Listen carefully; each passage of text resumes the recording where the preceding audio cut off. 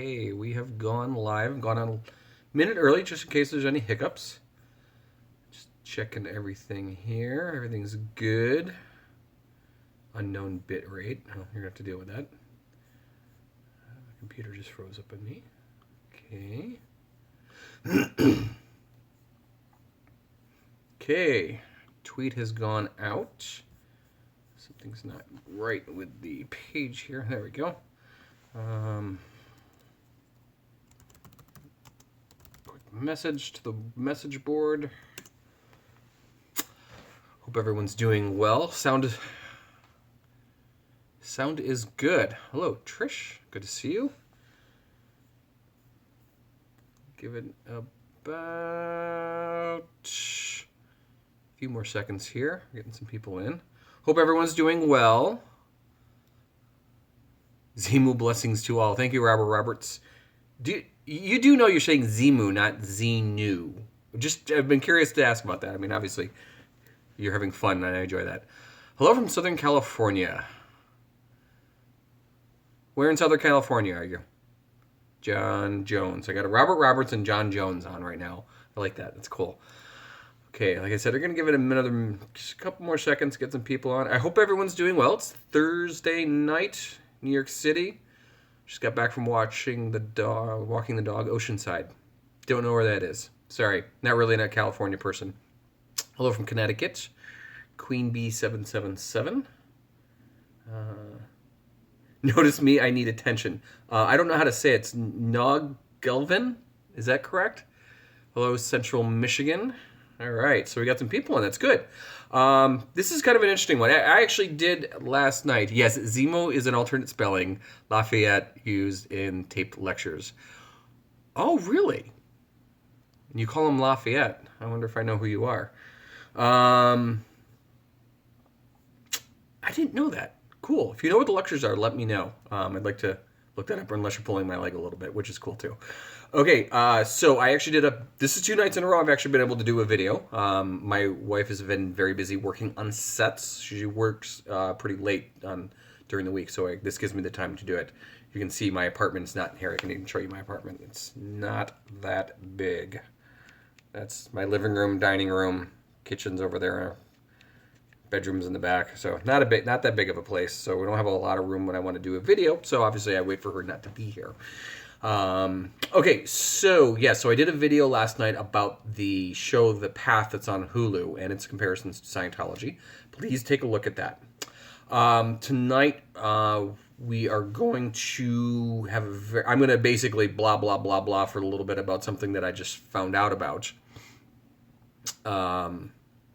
Okay, Robert Roberts, you were saying, I wish I knew the quote, but Tony Ortega did an article on the spelling just last week.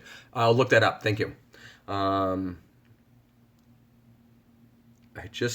understand how, yeah, John Jones, that's exactly kind of what we're going to talk about. He just said, well, you guys are online, you can see it too, but he said, I understand Hubbard was inspired by Star Wars to make his own sci-fi movie. This is a little bit about what we're going to talk about tonight. So we're going to blah, blah, blah. We'll do a quick Q&A, and then I have to go out and have dinner. Okay, so quick story. So I was listening to a video by Gary Anderson, Gerry Anderson. He was in Scientology from 1969 until 1982, I believe.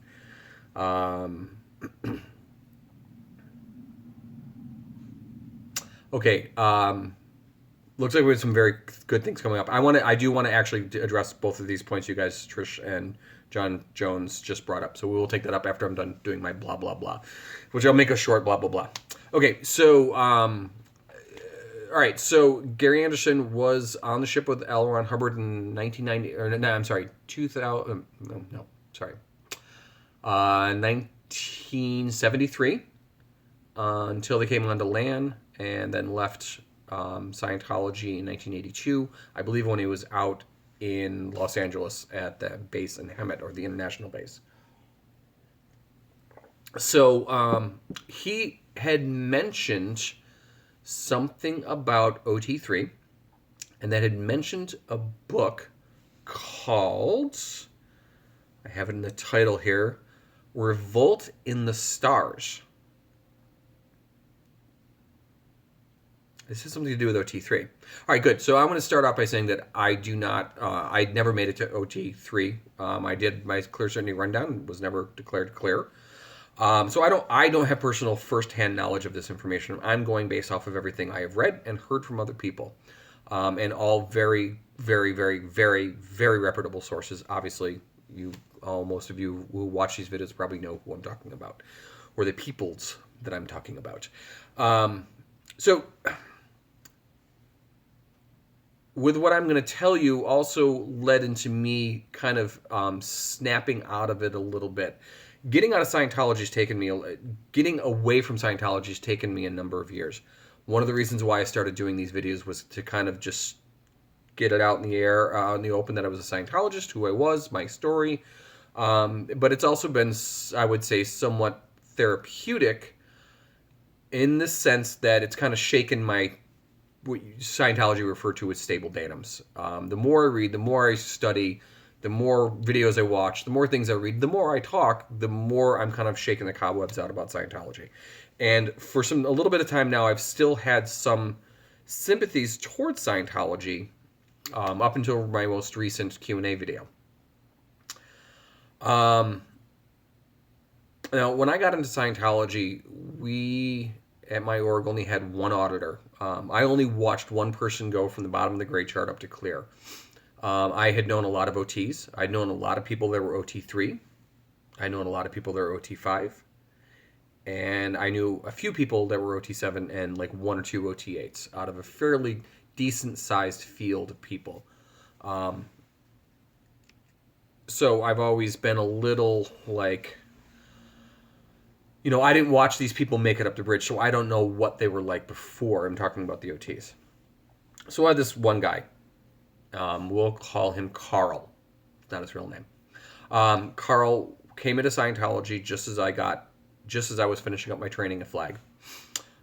He made it all the way up the bridge to clear, went to Flag, did a CCR rundown, CRD, clear certainty rundown, went clear, and came back. And he was kind of like the first clear that had been made in Buffalo, or had come from Buffalo and become clear, that wasn't a last life clear, in like 10, 15 years. So this was new to me. I knew the guy beforehand. I knew him after he went clear. And we'd also become pretty good friends over the years. And I remember about 2 years in, his life kind of fell apart. His business crashed. He had a really good business. His business crashed. He ended up starting a relationship with another Scientologist who was married. Who then those two ended the couple had actually ended up getting a divorce. There was he stopped coming on course. He just wasn't doing well. And then at the age of 45, he got a heart attack, or had a heart attack, not got a heart attack. Sorry. So again, I bring this up because I don't really know what people were like when they went from clear onto OT. I had only really seen anyone go to clear, never clear to OT. So I don't know what life was like for them. But with what I'm about to say, you know, I guess it kind of snapped me out of this idea of the response that I gave to my friend Carl when he said to me, he said, "Jeff, I shouldn't be having a heart attack. I'm clear. My eyesight's not getting better. I still have bad dreams. I'm still getting sick. You know, all these things that Dianetics says will get cleared up." Rover Dover, hello from South Korea. My wife actually lived in Seoul, South Korea for about 8 months. So she has a great affinity for your country and for your people, if you're South Korean. So, you know, of course, the excuse I always heard was, well, you're just manifesting your next level, because that's what all the people on the bridge, the Regis would say to the people when they weren't doing well, when they were clear, or when they were OT3, or when they were OT5, you're just dramatizing your next level. But, you know, what always got me was that people that were OT3 had walked through the wall of fire. They had gotten to that one secret that you're going to it's going to kind of like break open the wall for you, or the bridge, or like everything's just going to get better for you. That's how it is always promoted. Your OT powers, which was always promoted to me as a young Scientologist, were going to like be unleashed once you get to that level, and then you're just going to be so successful in life and do so well with your dynamics and your relationships, and you're going to be a great student. Maybe not a great student, but I think you guys get the point. So, Ron Dover, it's morning, so good morning, and you're American. Okay, got it. Okay, so I will get on to questions after I finish up with this. So, okay, so Gary Anderson's doing this talk, and he mentions the fact that he's OTIII, and then he mentioned something that I had heard, either read it in Mark Headley's book or heard from Mark Headley, that there was a screenplay that was written by L. Ron Hubbard with regards to the story behind OTIII. And, like with a lot of things in Scientology, this is recently, like in the last couple of weeks, like it kind of just blew over my, it kind of just went over my head. But I kind of parked it in my back lobe and just let it sit there and ferment. Like, I'll look it up. That doesn't seem right. It's just, but it's like, it's that, I guess that you can want to call it conditioning, that you see an outpoint and you don't, but it's Scientology, so you don't question it. It's just an outpoint, so you're obviously not looking at something right. And that's kind of the best way to explain what's going on with a lot of people in Scientology, is you see something's wrong, but it's Scientology, so everything's right. He even says in the PTSSP tech that you can't refer to Scientology or an org or the church as being your quote-unquote terminal to whom you're PTS to. I mean, that's how arrogant everything was. So there is a story. Okay, so OTIII is Xenu, and Xenu was this galactic overlord, and he brought all these people here to Earth, and whatever the story is, grabbed their spirits or their thetans and shoved them into these volcanoes with meteorites and blah blah blah blah blah blah blah blah blah. The whole thing about the OT levels is you're auditing body thetans, and you're getting these body thetans wrong and off of you, and blah blah blah blah blah. Okay, yeah, I've read that. Anyone can go on the internet and find out this information. And if I ruined your OT levels for you, I've just saved you a lot of money. And I'm doing my investments now in real estate, and you can give me some of that money then. It's a joke. Okay, so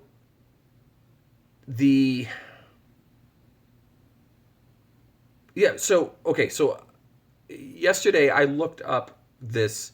I can't even remember the name. I keep forgetting the name of it. That's how, I can't believe this. Revolt in the Stars. L. Ron Hubbard, in 1976 or 1978, actually wrote a transcript, a screenplay, about the story of Xenu. And I kid you not, he actually wrote the screenplay about the story of Xenu and encapsulating people on all these body thetans on Earth. Did he write the screenplay first and then come up with OTIII? Because OTIII was in the 60s. It came out in the 60s. Or he's like, oh, this is such a great idea. We've made so much money out of it. Let's make a movie out of it as well. And it just I don't know, it baffled, not baffled me, it's not the right word. It blew my mind.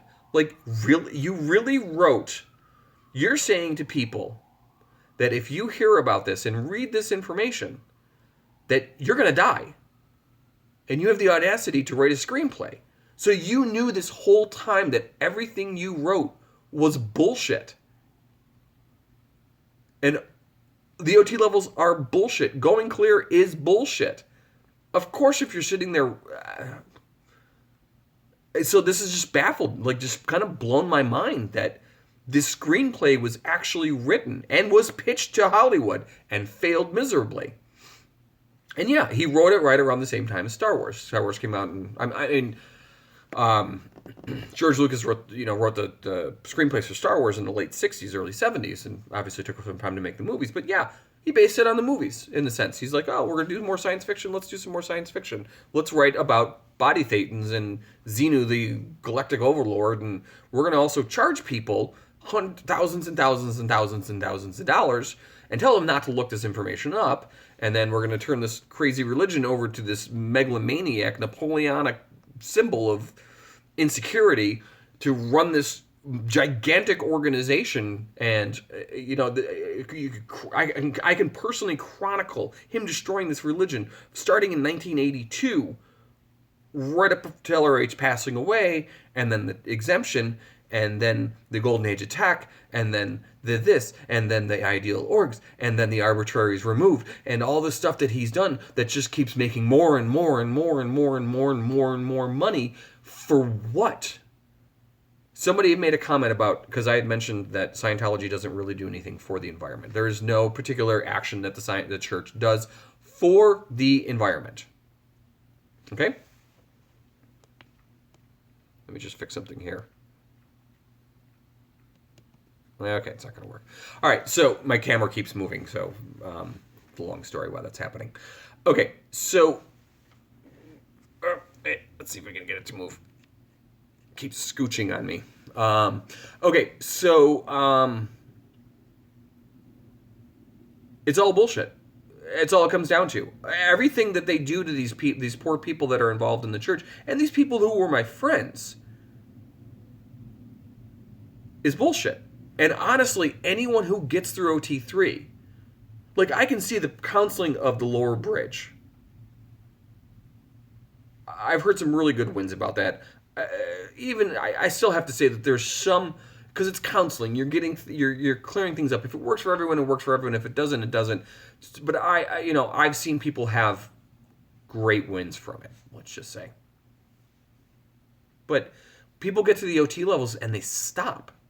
They get to OT3 and they stop. And there's always this big deal that was made out of, you can't just do OT3. You need to get onto OT5 right away. Well, yeah, because it's fucked up. It's fucked up. That's what it is. And I remember this other guy who was OT3, who was had been in Scientology in Buffalo since the early 70s, was one of the original staff members, was a course room supervisor, executive director, same line that I took through my career through Scientology. He said to me, and I think I mentioned this in a video before, that there are 3 reactions people have. This is what the course room supervisor said to him about OT3. There are 3 reactions people have, and I don't remember all 3 of them, but let's see if I can do. He said, people are blown out of their minds. They look at it and go, what? Or they just are in absolute shuddering disbelief. And I asked him, which reaction is the most common? And he smiled. He said, the disbelief. And again, something I heard, never really thought about until, hold on, gotta look it up again. Revolt in the stars. I said, yeah. I can imagine why a lot of people stop at OT3. Now, I don't know what's going on now. I've been out of Scientology for a while now. And if somebody knows, fine, let me know. If people are still moving, if they're being more aggressive about getting people up the bridge. Something I can look into. So that's all I wanted to say. I've actually gone on a lot longer than I really wanted to. I want to give you guys some chance to ask some questions. So if anyone does have any questions, I'm going to scroll through some things right now and some comments that have been made, and we can take them up. Let's see. Trish Roberts, I am reading about the Mission Massacre on the UB. Could you explain that, please, Trish? I would appreciate that.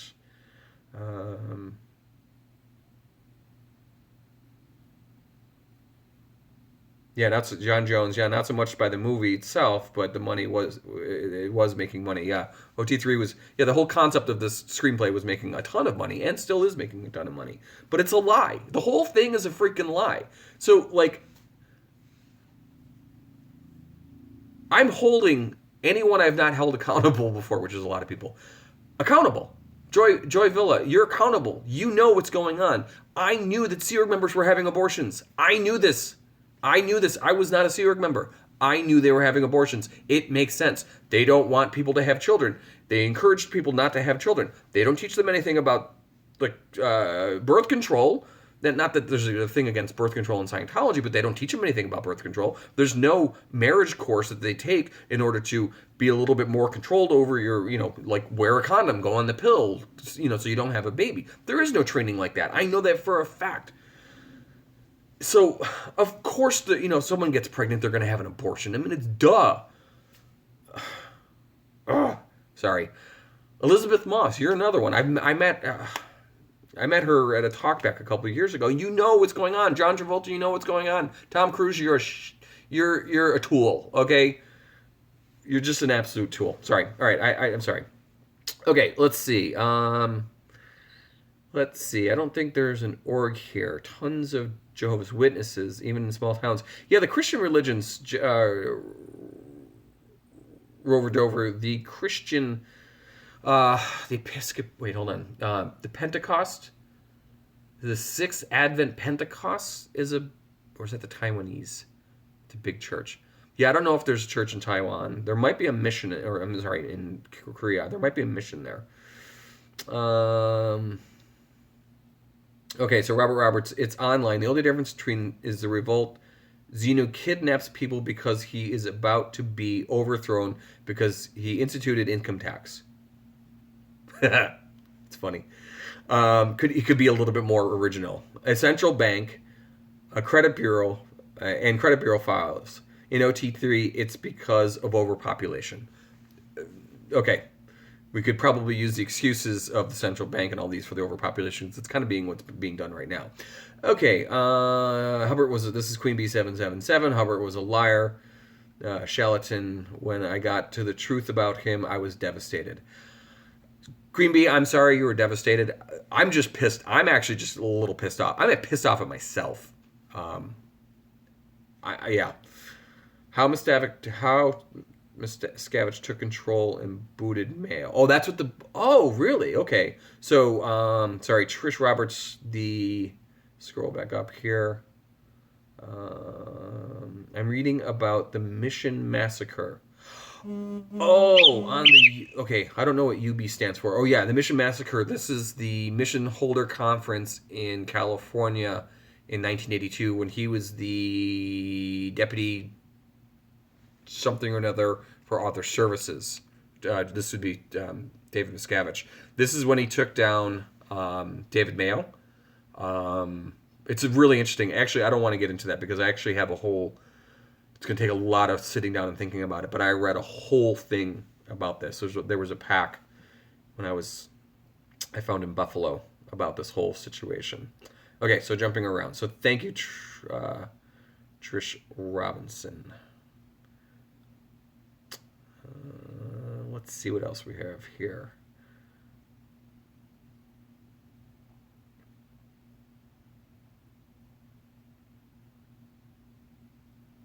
I'll just comment, okay, this is from Rover Dover. I'll just comment that sometimes Scientology is compared to Mormons or Jehovah's Witnesses.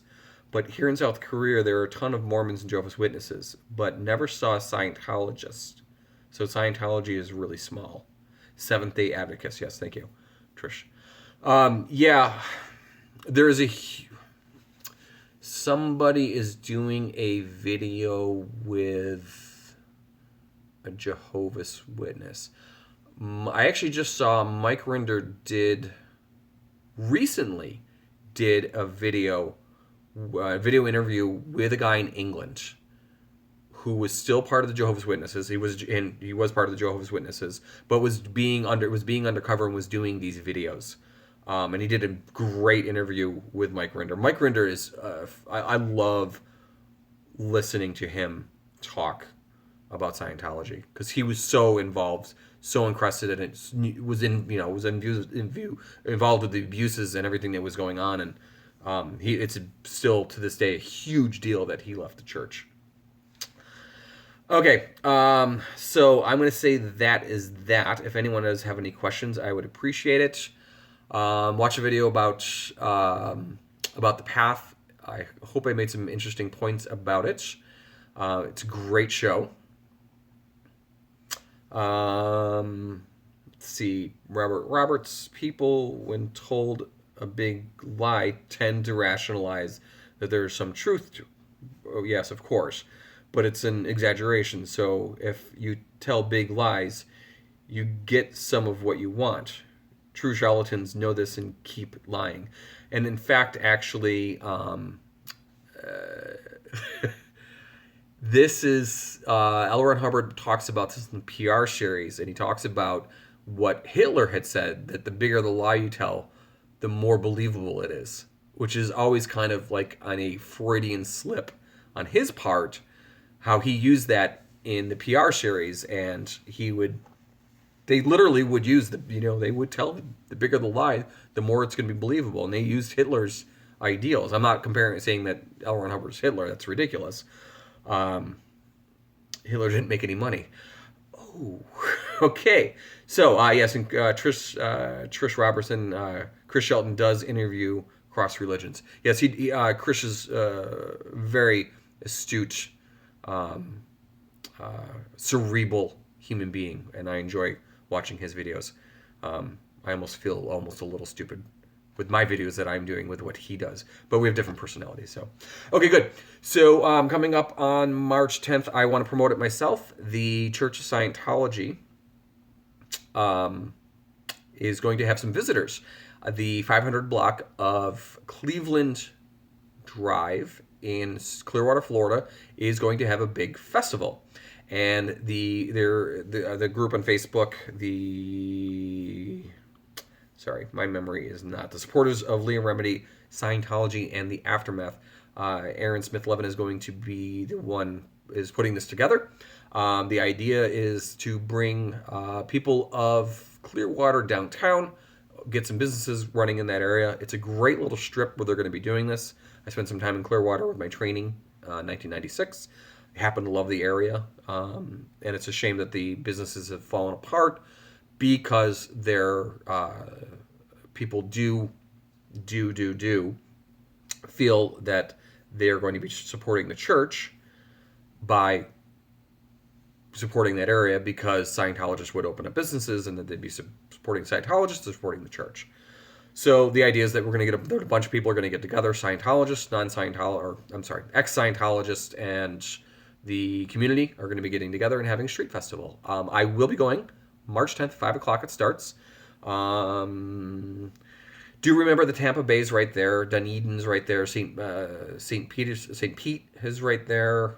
There's a lot of different hotels and areas you can stay in if you find that immediate area does not have any hotels. I also have a sneaking suspicion, because they probably do have people that are part of this support group, that the church went and bought up a bunch of hotel rooms.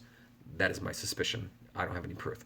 Okay, so let's see. Robert Rover Dover, yes, thank you for the live format. I do prefer the spontaneousness that I'm much better at than being scripted. All right, so both of you do your own work. This is from Trish Robertson. Both of you do your own work, different perspectives, helps clarify the mess that is Scientology. Thank you. Question from Robert Roberts. Question, have you built any relationships with other people you know in Scientology who have left too? Yes, I actually have. More notably, Aaron Smith-Levin, who I trained with in Florida during the Golden Age of Tech. I have 3 ex-staff members' kids who were a little bit older, so they were probably only about 10, 12 years younger than me. 3 or 4 of them I've gotten back in touch with. Let's see if there's any other. I have maintained relationships with people that I had really good relationships while I was a Scientologist. Some people that were friends with my mother who were on the fringes of Scientology, I've maintained relationships with them as well, which I really appreciate, because I really like these people a lot. I did make a lot of good friends in Scientology. If you notice, I never really talk specifically about people that I knew in the church. Just a few of the douches that came and did missions and screwed everything up for me. Okay, so yes, I have established relationships with people. And I'd like to establish relationships with more people who have questions about Scientology. That's one of the reasons why I'm going to this event on March 10th. I'm not getting paid for these promotions. Okay, good. I am way overdue with what I wanted to do. I wanted to do like a 10-minute video, but I talk too much. All right, so guys, have a very, very good night. It's about 7 o'clock. Please continue to watch the videos. Ask any questions you want. If you feel I'm being a bit aggressive in my answers, sometimes I get really excited because I'm kind of not a hyper person, but I have an aggressive personality, and it comes off gruff sometimes. So don't take it personal. I will come out and say to you, I will come out if someone's being a jerk. I will tell them they're being a jerk, and that this is my response because you're a jerk, or I'll just get rid of you. Pretty simple. All right, good. Everyone have a good night, and thank you so much for watching.